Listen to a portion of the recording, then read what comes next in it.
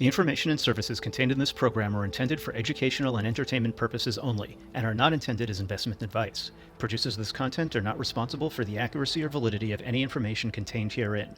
Please consult your financial advisor prior to any investment decisions.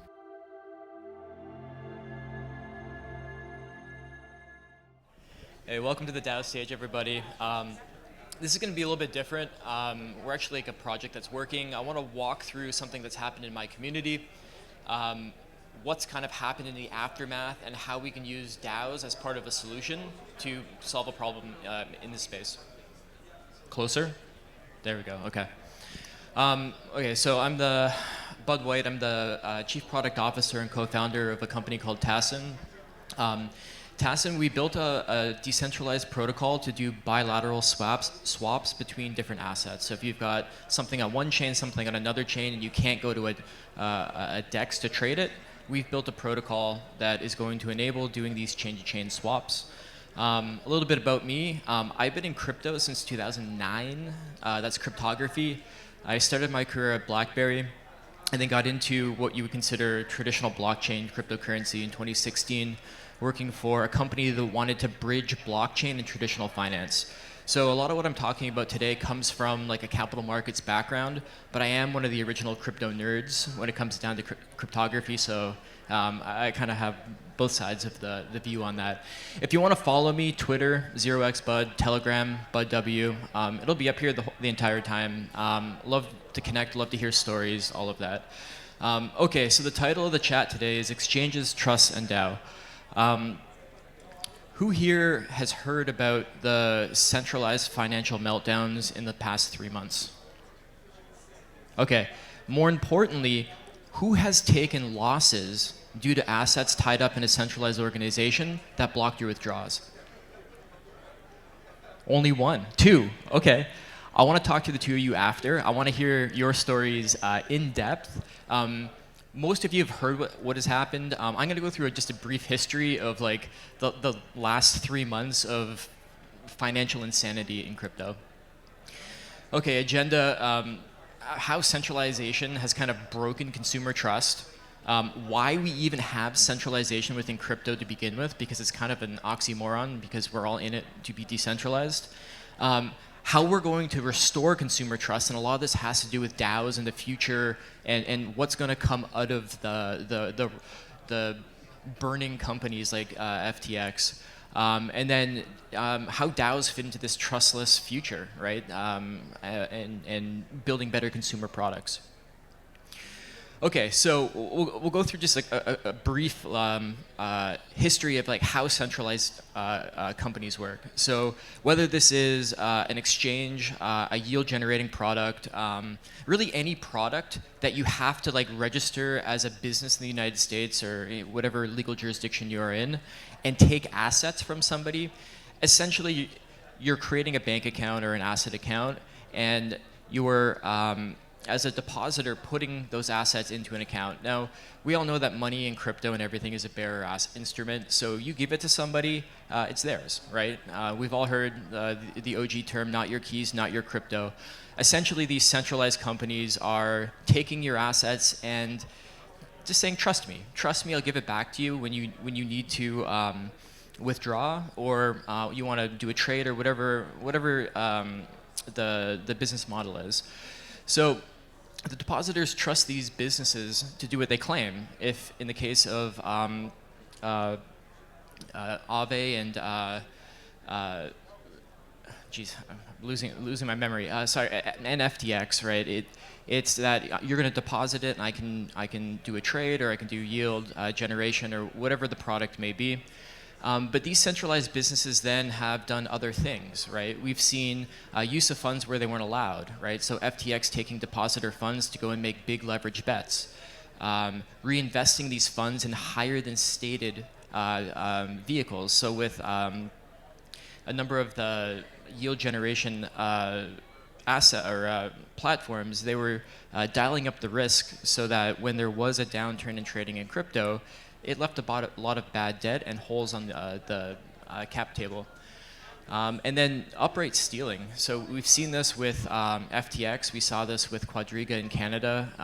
Assets that go into an account are just sitting there without somebody or a DAO or a regulator looking at it. They can just up and leave. So a lot of theft took place due to poor risk management, and ultimately, and we saw this through Twitter like almost every week for the last 3 months, somebody calls out that they're temporarily blocking withdrawals from a protocol or an exchange or a company, and then we find out that actually they had really poor risk management, the money's gone, it was either a Ponzi or mismanagement of funds, and then we're left, at least 2 of you guys, with losses, unfortunately. Okay, so I was down in DC 2 weeks ago for a crypto policy summit, and I'm not a big politics guy. I don't think many of us are in the crypto space, but Representative Tom Emmer said something that really impacted me. He said, and this is with reference to what happened to FTX, this was not a failure of crypto, this is not a failure of technology, it's a failure of character, right? And when we put money in centralized projects, institutions, companies, really we're trusting that the person or people who are managing this are going to do what they say they're going to do, right? So let's take a step back and why centralization? Because everyone was shaking their head yes when I said, why are we even putting assets into centralized institutions? So Bitcoin white paper, we just celebrated the 14-year anniversary on October 31st. That's a long time. Satoshi stated that there's a really good way to do peer-to-peer transfer of value, but it happened to be unilateral, meaning I can pay for a service, I can send you Bitcoin, no one person, company, entity can block that. The entire community would have to vote in majority to call us a bad actor or stop that transaction. Okay, so what happened was, obviously, after Bitcoin, we had other chains, Ethereum, Solana, and everything came after it, and we wanted to trade one asset for another, which is essentially a bilateral trade. You give me one thing, I give you another. They're on different chains. So the financial world said, hey, we have a solution for this. We've been doing this for hundreds of years. We'll create a company. You put your asset in, I put my asset in, and we'll run a clearing and exchange business. So that's kind of where Mt. Gox started, and then all of the other exchanges after that. It was the most simple form that we had, right? It was a legal structure. Everybody understood how it works, how to put money into it, how to get money out of it. So we really reverted all the way back to what was easiest, right? But when we think about it, we have the tools available to us within crypto to be able to do these bilateral trades. We have a number of things available to us, and I'll get to that in 1 second. Okay, so how do we solve this trust issue, right? Number one, I know a lot of people are cringing right now because I put the word policy on screen, and we all know that that means regulation, but I didn't want to write it down that way.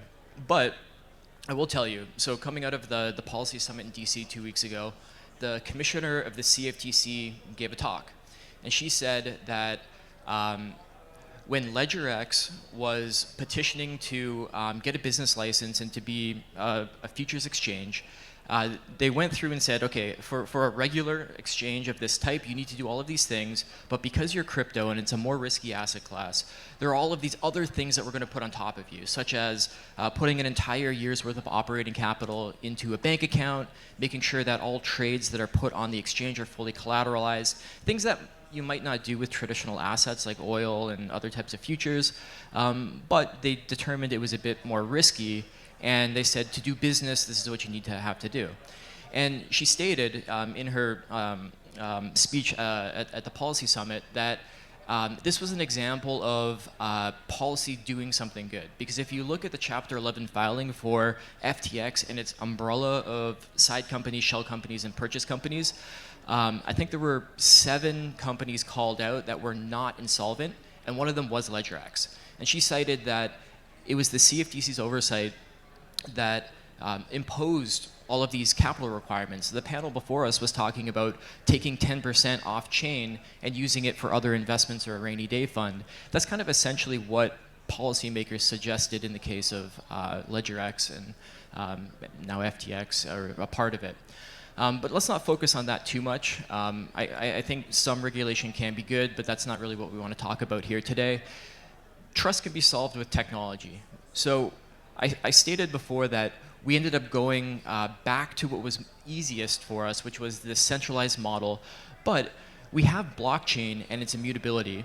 We have smart contracts and their certainty of execution, and we have DAOs for governance. We have all the tools requisite to be able to do crypto exchanges so we can all move off of Coinbase, Binance, FTX, if you still can. Okay, so what have we built? I'm kind of here talking about my story of like, what's my problem, what we have built and how we're using DAOs.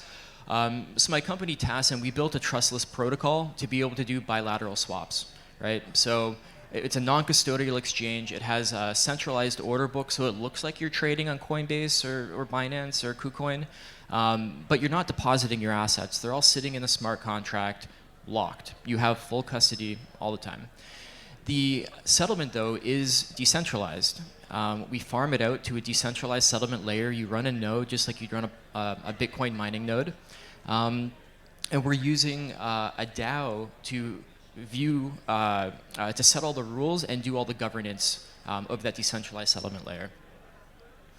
So our use of DAO, so our DAO is made up of people who are running nodes. So they have the power to do very simple things in an exchange scenario. Set settlement fees and their distributions to each of the members, add and remove blockchains. We are a multi-chain swap, so you can securely trade from one asset to another. Dispute resolution processes. Obviously, there are bad actors, or if there's financial incentive, you'll find bad actors. And blacklisting operators and participating exchanges. So the DAO runs the settlement layer. We've built a reference exchange on top of it, but anybody could build whatever you want on top of it, an NFT exchange, an auction exchange, anything like that. Okay, so I mean, the point I want to leave to you is like the future is trustless. I've got trustless on my hat. I hate that we've sunk down to using these centralized, I guess I should say, the popularization of centralized companies, entities, and processes within our decentralized community, I think is the cancer that we need to cut out in this downswing of the market. And we have everything that we need to be able to build it.